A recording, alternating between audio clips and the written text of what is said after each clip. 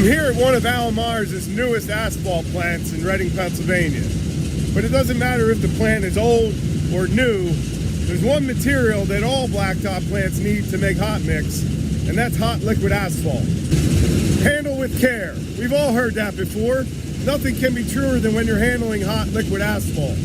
In this video, I want to talk about handling hot liquid asphalt.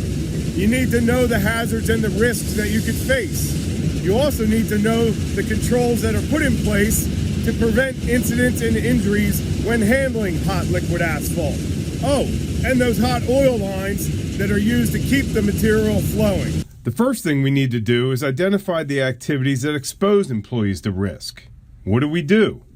What are the risks when we do those things?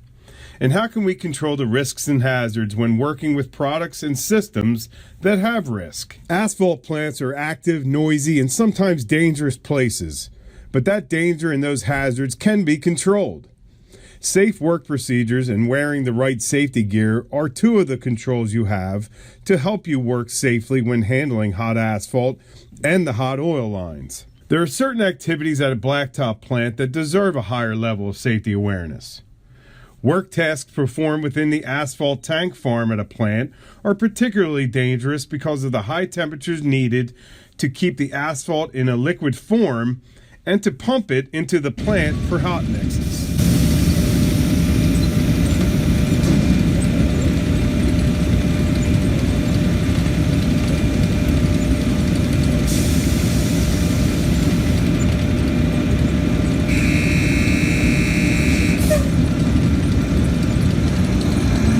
Before you begin to handle hot liquid asphalt, you need to know more about the material.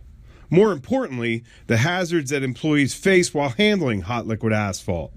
The SDS, or the safety data sheet, gives us a ton of information about the product. Anyone and everyone handling hot liquid asphalt must know the cautions, the warnings, and the controls to work safely with this material. The hot material is harmful if it contacts your skin, if you breathe concentrated hydrogen sulfide vapors, and especially if it is superheated to the point of ignition. Do yourself a favor, read the SDS and know about the material you are working with. A couple of the more common activities at a plant are offloading a tanker truck and filling tar buggies. This would include tasks such as applying additional heat to a plugged asphalt line when that unloading or filling process isn't flowing well. Drivers are only permitted to heat the fittings and valve assemblies on their trailers. Always ensure hose is connected before applying heat. Always distribute heat evenly. Never apply prolonged direct heat to an individual spot. Do not apply direct heat past the connection to the plant's hose. And do not attempt to troubleshoot hoses, pumps, or make adjustments to valves within the tank farm. There are organizational plays and processes that have been set up to do these things safely. Every one of the Myers asphalt plants are set up a little differently. Make sure you follow the safe work procedures established for where you are working. Over the years, there have been incidents offloading tankers at the asphalt plants. Because of past incidents, rules were established to prevent injuries. One of those rules is that proper PPE is required always. Employees must protect themselves from the hot liquid. Depending on what you are doing and where you are doing it, you are required to wear certain gear to protect yourself. It makes no difference if you work for Myers or not. You are required to wear PPE when performing certain tasks. Why? Ask these guys. You need to expect the unexpected. PPE protects you from the unexpected. How about maintenance and repair of liquid asphalt and hot oil systems? We talked about what you need to do to heat up a stuck line. Always refer to the product's SDS sheet to understand the flash point of the material you are heating. Never apply direct heat to the product. Be aware of natural gas or propane sources around you, and always distribute heat evenly to the pipeline. Some of the dangers that can occur are fire and explosions, skin and eye contact, and inhalation of fumes. Review the safety data sheet or the SDS for the products. They'll tell you the ingredients and possible health and safety hazards. Refer to the minimum workplace expectations below for tanker driver roles and responsibilities when prepping to offload. Hot lines can burn when changing and setting valves. You're dealing with material in excess of 300 degrees. Hazmat spills and leaking lines can also lead to accidents. Maintain contact with plant operators when going into an unseated area. Observe, but do not touch. The most common accidents that can occur are pinch points, slips, trips, falls, and burns from hot pipes and liquid. Drivers will open the dome lid to ventilate the tanker. AC tanker hooks up to the unloading line and opens the bleeder valve on the back of his tanker. Check with plant personnel that valves are set in the right position and double check the tanks. Turn on the unloading pump to be sure line has suction. Close the bleeder valve and open AC valve on the back of the tanker.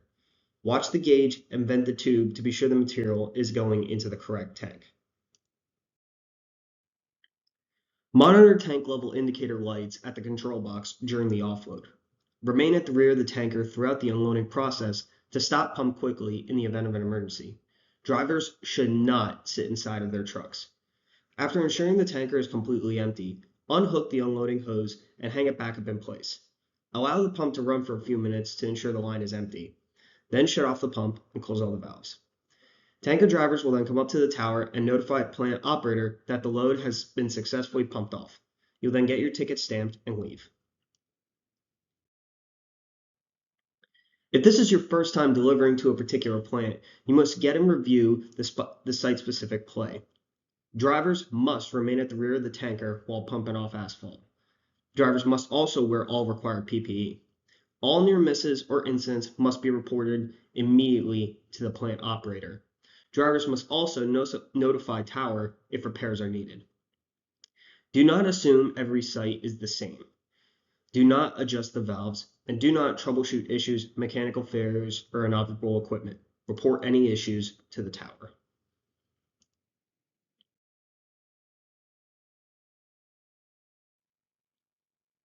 PPE is required for all the following activities: unloading and troubleshooting at the back end of the tanker truck, during the activities of venting and opening the top of the tank lid. PPE includes a hard hat with a face shield, safety glasses, balaclava, flame-resistant jumpsuit/lab coat, and long heat-resistant gloves. If you do not have the required PPE attire to perform these jobs in accordance with Allan Myers Company expectations, please see our plant operator to participate in our offloading PPE loan program for the day. Drivers must use a rack when opening or closing the vent on top of their trailer. To prevent falls from elevated surfaces, refer to OSHA 29 CFR 1910.28, duty to have fall protection, 29 CFR 1910.29, fall protection systems and falling object protection for more information. Do not use the ladder on your trailer instead of the rack. Rack instructions can be found on pages 20 through 26 of the Asphalt Offload Guidelines book. Please pause the video now to scan the QR code and save the guidelines to your device of choice.